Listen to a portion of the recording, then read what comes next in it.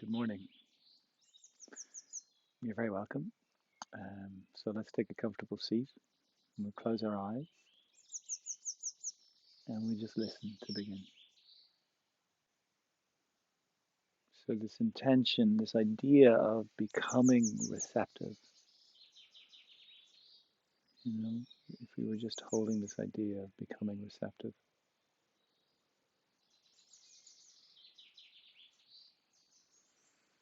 And this idea of receptivity woven through it has this cessation of resistance, this cessation of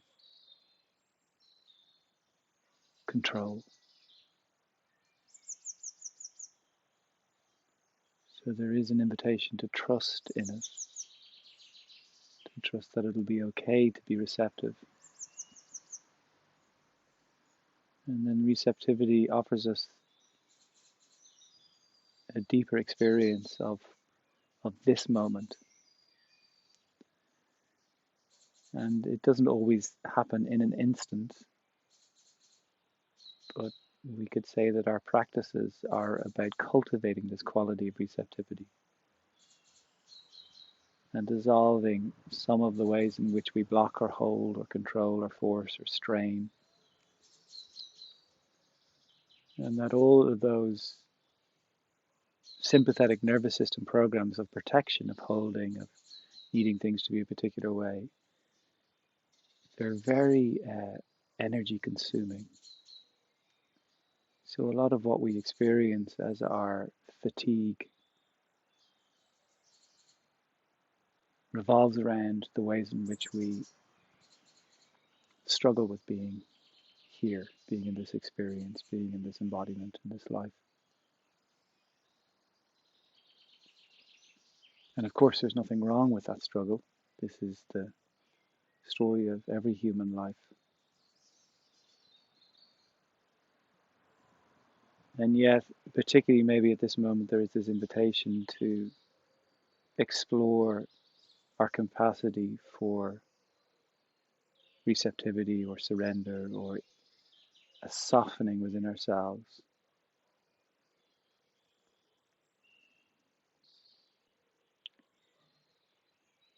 And I feel that one of the biggest invitations of this moment, this juncture in time, is this turning inward, is this exploring of our inner world with the idea that our sense of safety or worth, our capacity to experience a richer life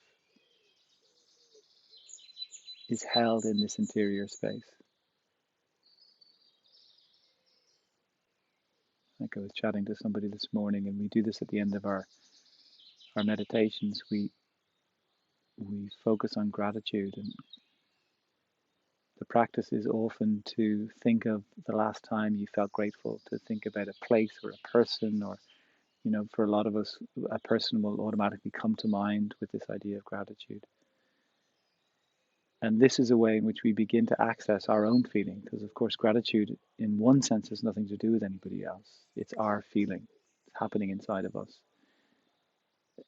But yet the gift of the relational experience, the relationship, is this opportunity to access what's in there, what we sometimes find difficult to attune to or align with. But as we continue to practice, what happens for us is that these experiences, feelings, states of awareness become more accessible. We begin to know them simply as our experience, regardless of what might be going on around us.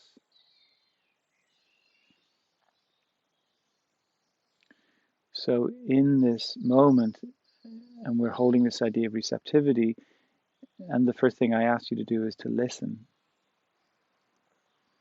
And you notice the sounds. I can hear the birds and the cars moving, people talking in the distance. So we use initially our five senses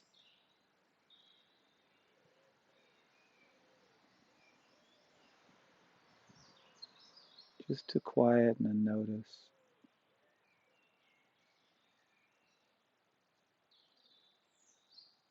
Notice your breath.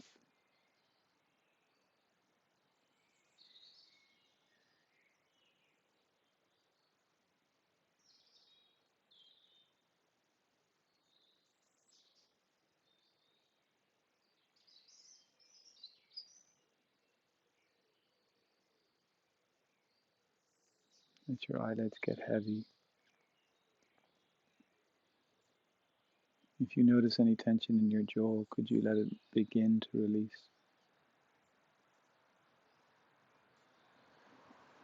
Take a few deeper breaths, and as you feel the ribs expanding and the shoulders floating a little, as you exhale, can there be a real softening into this seated position?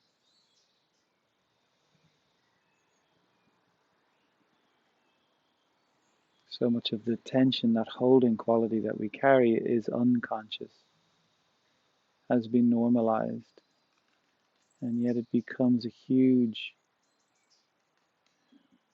consumer of our resources.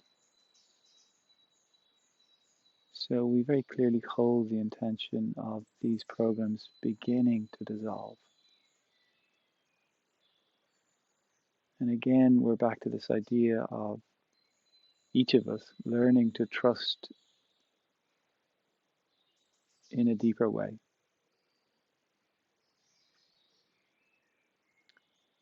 Learning to trust in a deeper way.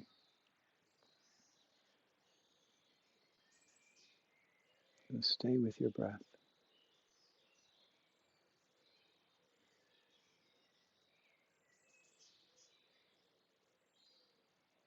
And as you're aware of the sounds that are around you, be aware of the sounds that are moving within you.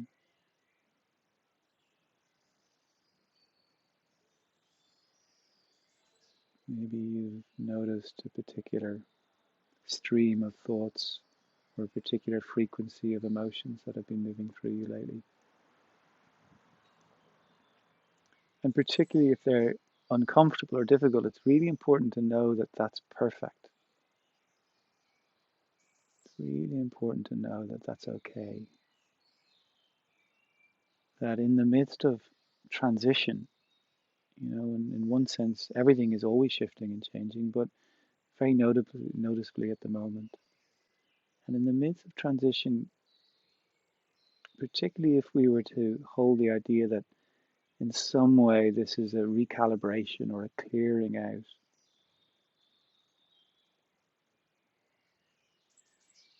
like sometimes people think of colds or flus or even viruses as a way of clearing our system out.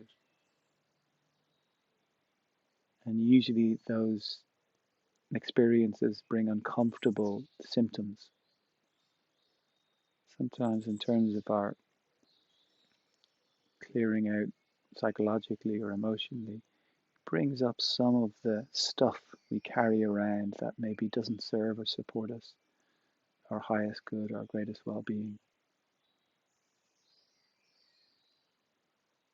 So to know if you are finding it difficult at the moment, that you're simply in process. You're in a process of clearing out, letting go of what you don't need.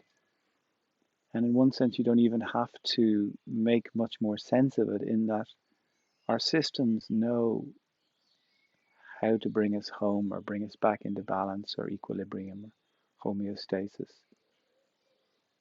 That is a very base program in all of nature. It's always looking to rebalance itself, and we are no different to that. So as we pause and we breathe, we create the space, we become receptive to this healing process happening within us.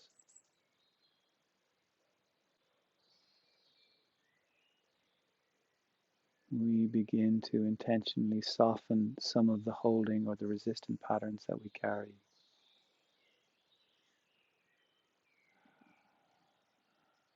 Let ourselves melt a little, soften a little.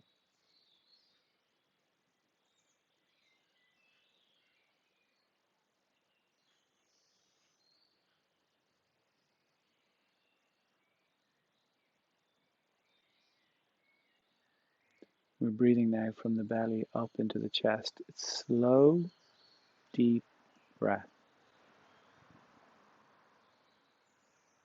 Long, slow, deep breath. No forcing, no straining.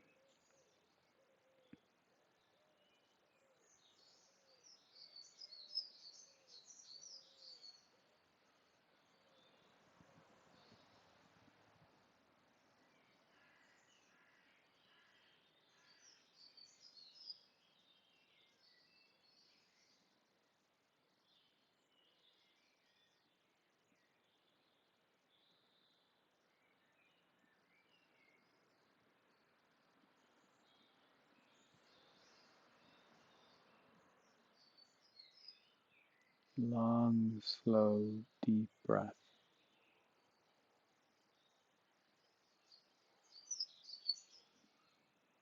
There's nowhere to get to, there's nowhere to go. There's just this moment.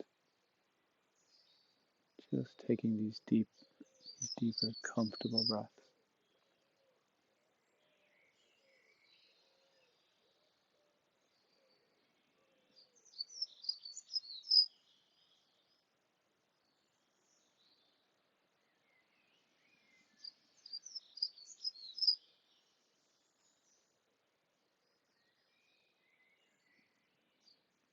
Stay with this breath.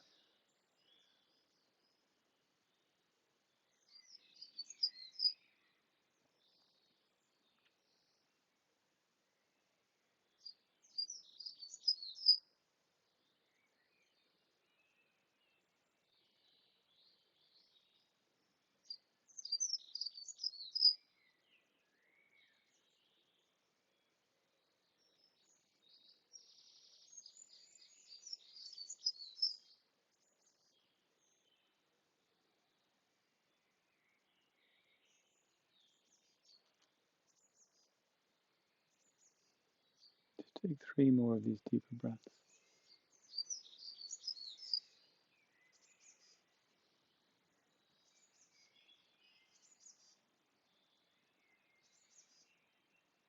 And after your third longer exhalation, come back to your natural breath. Belly is relaxed, face relaxed,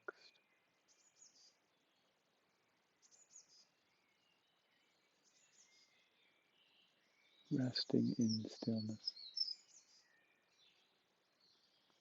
Resting has stillness.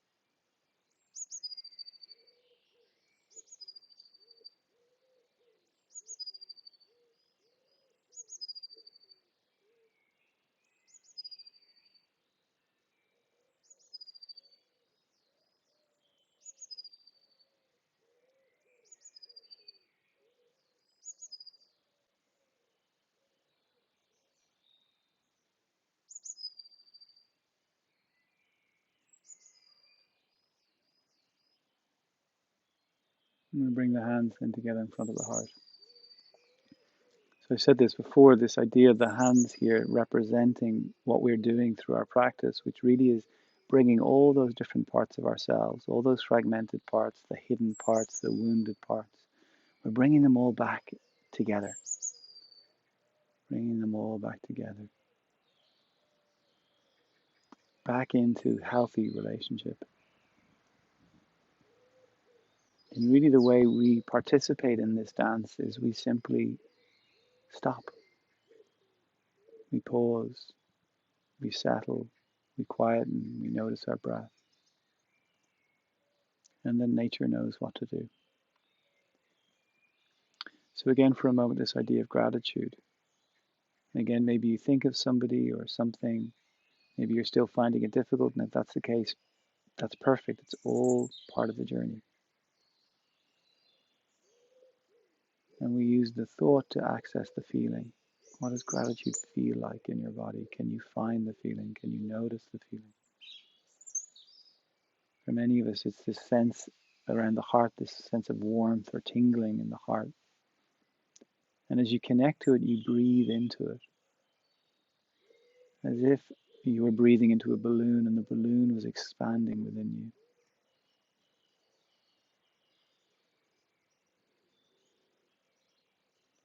And how radical is it in the midst of what's happening in the world, all the suffering, all the madness and the trauma, and that we could still contemplate experiencing gratitude. That all of this can exist in one moment, all of the light and all of the shadow. But we know in terms of our own well-being, our own health, our own vitality, that moving into these higher frequencies, gratitude, joy, love, compassion, feeling these feelings supports us. It's well studied now. It supports our nervous systems, our immune systems, our endocrine systems. And fear, anxiety do the opposite. They make us susceptible to illness.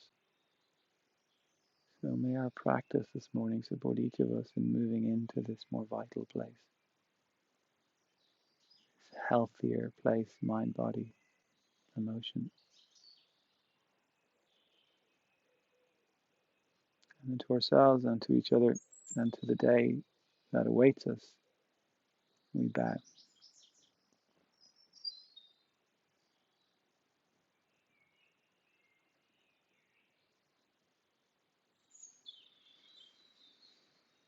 Good work. Well done. So have a good day if you can, and I'll see you tomorrow.